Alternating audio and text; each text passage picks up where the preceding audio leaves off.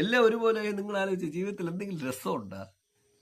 എന്തെങ്കിലും രസമുണ്ടോ? എല്ലാവരും ഒരുപോലെ ഒരു രസവുമില്ല. വ്യത്യസ്തമാകുകയും അത് ആശയപരമായിട്ട് ഒരിടത്തിരുന്നിട്ട് അങ്ങോട്ടും ഇങ്ങോട്ടും പരസ്പര ബഹുമാനത്തോടെയും പോകുമ്പോഴാണ് അത് രസമാണത്. എനിക്കും ആസ്വദിക്കാൻ പറ്റും, നിങ്ങൾക്കും ആസ്വദിക്കാൻ പറ്റും, ലോകത്തിനും ആസ്വദിക്കാൻ പറ്റും. എല്ലാം രസകരമാണ്. പ്രകൃതി അങ്ങനെയാണ് സൃഷ്ടിച്ചിട്ടുള്ളത്. പ്രകൃതി അങ്ങനെയാണ് എല്ലാ സൃഷ്ടി ഉടലെടുത്തിരിക്കുന്നത്. അല്ല ദൈവങ്ങളല്ല ഇത് ഉണ്ടാക്കി വെച്ചിട്ടുള്ളത്. പ്രകൃതി ലെവലിലാണ് എല്ലാം ഉണ്ടാക്കി വെച്ചിട്ടുള്ളത്. പ്രകൃതിയെക്കുറിച്ചാണ് ഞാൻ പറഞ്ഞത്, ഭൂമിയെക്കുറിച്ചല്ല. അത്രയും രസകരമാണ്. ആ രസകരമായ കാര്യങ്ങളുടെ ഇടയിൽ എല്ലാം വ്യത്യസ്തമാണെന്നാണ് പറയണത്. അപ്പോൾ അവർ എൻ്റെ അടുത്ത് ചോദിച്ച ചോദ്യത്തിന് എനിക്ക് ആൻസർ ഇല്ല. എനിക്കൊരിക്കലും ഇതിന് ആൻസർ പറയാൻ പറ്റൂല. ഞാൻ അവരുടെ അടുത്തും ആൻസർ പറഞ്ഞില്ല. ഞാൻ പറഞ്ഞ് എനിക്ക് പറയാവുന്നത് ഞാൻ സംസാരിച്ചിട്ടുള്ളേ ഉള്ളൂ.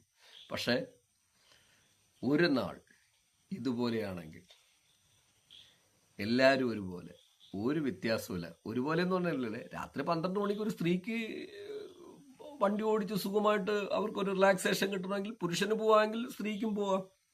പോകാന്നല്ല, പുരുഷനും പോകണം, സ്ത്രീയും പോകണം. കാരണം രാത്രി 12 മണി, ഉച്ചയ്ക്ക് 12 മണി ഒരുപോലെ തന്നെയാണ്. രണ്ടും 12 മണി തന്നെയാണ്. 12 മണി നമ്മൾ ഉണ്ടാക്കിയതാണ്. രണ്ടിന്റെ എല്ലാം ഒന്ന് തന്നെയാണ്.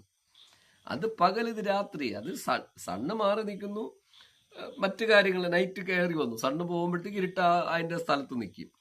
തിരിച്ച് സണ്ണ് വരുമ്പോൾ ഇരുട്ടിനെ ബ്ലോക്ക് ചെയ്ത് കളയും. ഇത്രയല്ലാതെ ഇതിനകത്ത് എന്താണ് വ്യത്യാസമുള്ളത്? ആ വ്യത്യാസം അംഗീകരിച്ചുകൊണ്ട് പ്രിയ പ്രേക്ഷകരെ, ഞാൻ നിങ്ങളുടെ അടുത്ത് വീണ്ടും പറയണം, 10, 15, 20 വർഷത്തിനിടയിൽ പുതിയ ജനറേഷനെ നിങ്ങൾക്ക് മാറ്റങ്ങൾ കൊണ്ടുവരാം. ഇത്രയും മാറ്റം വന്നുവെങ്കിൽ, വെറും പ്രാകൃത ചിന്തയോടെ ജീവിച്ചിരുന്ന ഒരു സമൂഹത്തിന് ഇത്രയും മാറ്റം വരാൻ പറ്റുമെങ്കിൽ ഇനി നിങ്ങൾക്കും ഉണ്ടാകാൻ പറ്റും.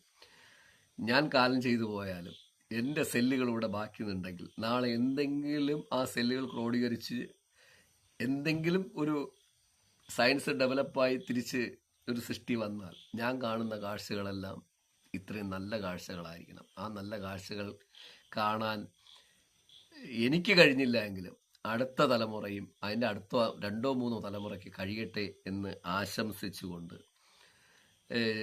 ഈ ചോദ്യം ചോദിച്ച എൻ്റെ സുഹൃത്തെന്ന് പറയല്ല, ഞാൻ വഴി വെച്ച് കണ്ടുമുട്ടിയതാണ്. ആരുന്നേ എനിക്ക് പിടിയില്ല, സംസാരിച്ചു പിരിഞ്ഞു. മറ്റു കാര്യങ്ങളൊന്നുമല്ല.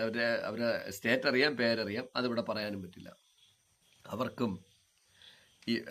അവർക്കും എൻ്റെ ഒരു നല്ല ഓർമ്മ പുതുക്കൽ, യാത്രയുടെ ഓർമ്മ പുതുക്കൽ ആശംസിച്ചുകൊണ്ട് സൈനിങ് ഓഫ്, നൊബക്സോളോ.